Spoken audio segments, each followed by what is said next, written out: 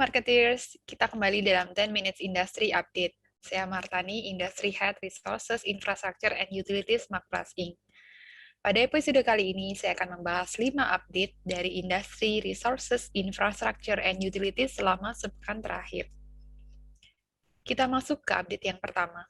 Dikutip dari kontan.co.id, PT Perusahaan Listrik Negara Persero atau PLN bakal menjalin kerjasama penyediaan dan pengembangan biomasa untuk program co-firing pembangkit listrik tenaga uap dengan PT Perkebunan Nusantara 3 dan Perum Perhutani. Hanya melakukan penandatanganan Heads of Agreement secara virtual untuk kerjasama tersebut.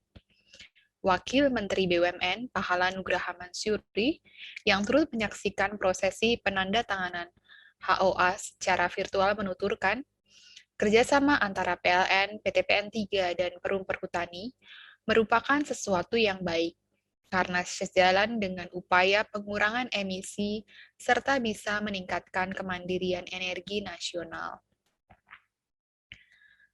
Harapannya dengan inisiatif-inisiatif seperti ini akan semakin meningkatkan kemandirian energi di Indonesia, karena bahan-bahan ataupun sumber daya energi yang dibutuhkan betul-betul energi yang asli dihasilkan di Indonesia, sehingga akan mengurangi kebutuhan untuk melakukan impor terhadap beberapa bahan-bahan yang diperlukan untuk menghasilkan energi.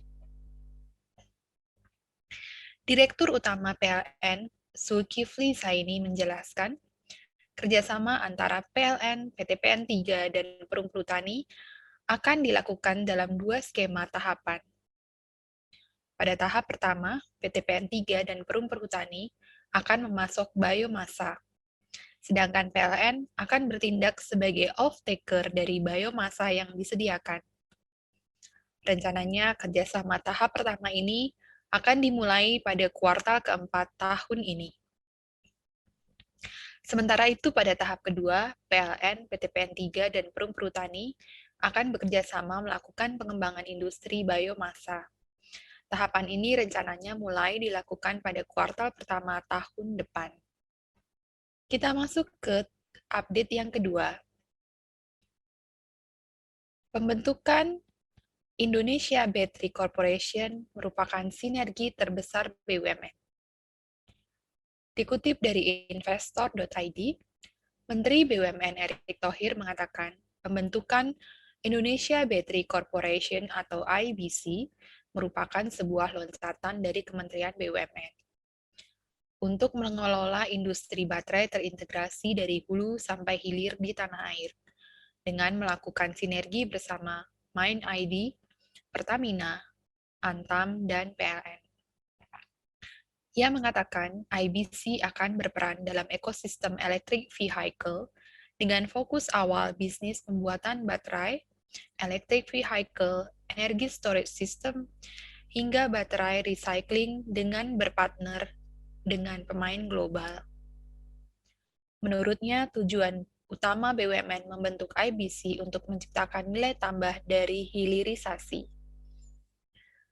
Erick meyakini bahwa Indonesia memiliki potensi yang kuat untuk industri electric vehicle atau EV terintegrasi.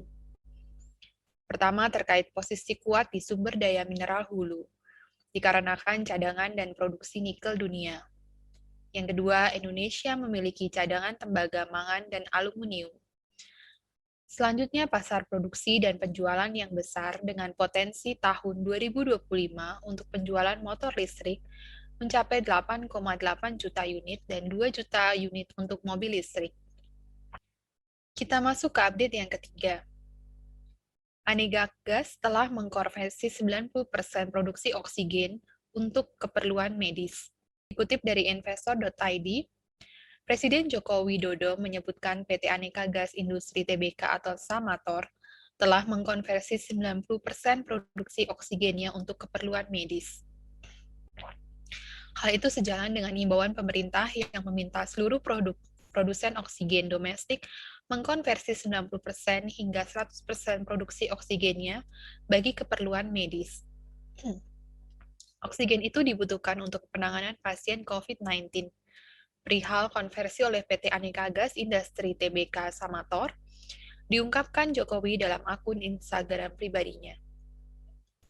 Menyusul tinjauan ke pabrik milik perusahaan di Cakung, Jakarta Timur, masih dalam akun Instagram-nya, Jokowi mengatakan pemerintah berusaha keras untuk memenuhi kebutuhan oksigen bagi pasien-pasien COVID-19, baik yang berada di rumah sakit maupun di tempat-tempat isolasi.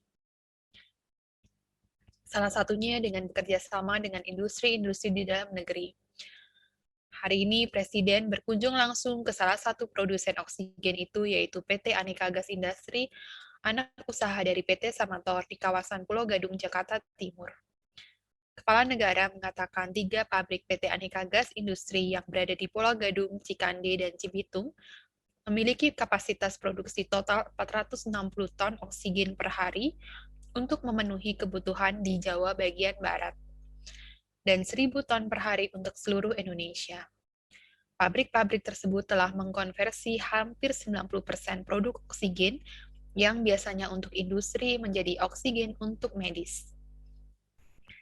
Kita masuk ke update yang keempat. Astra Agro meraih Indonesia Best CSR Award 2021. Dikutip dari investor.id, di tengah pandemi COVID-19, PT Astra Agro Lestari Tbk terus dan tetap konsisten menjalankan program-program CSR. Hal ini membuat perusahaan perkebunan kelapa sawit tersebut dianugerahi penghargaan sebagai Indonesia Best Corporate Social Responsibility atau CSR 2021 dalam acara Indonesia CSR Award 2020. Penghargaan yang diberikan oleh Best Corporate Social Responsibility with Outstanding Program in Peat Conservation, Astra Agro meraih Indonesia Best CSR Award 2021 melalui acara ini. Adapun mekanisme penilaian didasarkan pada laporan tahunan dan laporan keberlanjutan 2020 yang dipublikasikan dengan indikator penilaian meliputi Corporate Financial Performance, Social Performance, dan Environmental Performance. Penghargaan diserahkan oleh Muhammad Ihsan selaku CEO dan Chief Editor Warta Ekonomi. PT Astra Agro Lestari menyampaikan terima kasih dan penghargaan yang telah diberikan kepada PT Astra Agro Lestari Tbk. Komitmen dan kepedulian terhadap isu sustainability menjadi bagian penting dari operasional perusahaan. Sesuai dengan semangat Prosper with the Nation, Astra Agro ingin agar kehadiran di tengah-tengah masyarakat selalu memberi manfaat, baik bagi manusianya maupun alam dan lingkungan sekitar. Kita masuk ke update yang kelima. 8 strategi Pertamina mendongkrak energi baru terbarukan. Dikutip dari investor.id, untuk mengantisipasi pertumbuhan porsi energi baru terbarukan dalam bauran energi Indonesia, PT Pertamina Persero mengembangkan sejumlah proyek dan kegiatan untuk menambah portofolio energi hijaunya. Setidaknya terdapat 8 strategi yang dijalankan perusahaan energi PT Pertamina Persero. Yang pertama, Pertamina akan meningkatkan kapasitas pembangkit listrik tenaga panas bumi. Yang kedua, BUMN Energi ini juga mengembangkan hidrogen hijau atau green hydrogen yang memanfaatkan listrik dari PLTI dengan potensi produksi sebesar 8.600 kg per hari. Yang ketiga, Pertamina juga bergabung dalam perusahaan patungan Indonesia Battery Company untuk memproduksi baterai kendaraan listrik hingga 140 GWh pada 2029.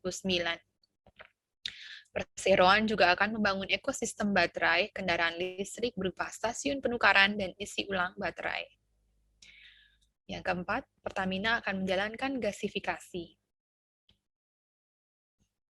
Yang kelima, perusahaan energi plat merah itu akan membangun kilang hijau atau green refinery dengan total kapasitas 6 hingga 100 kilotons per annum pada 2025.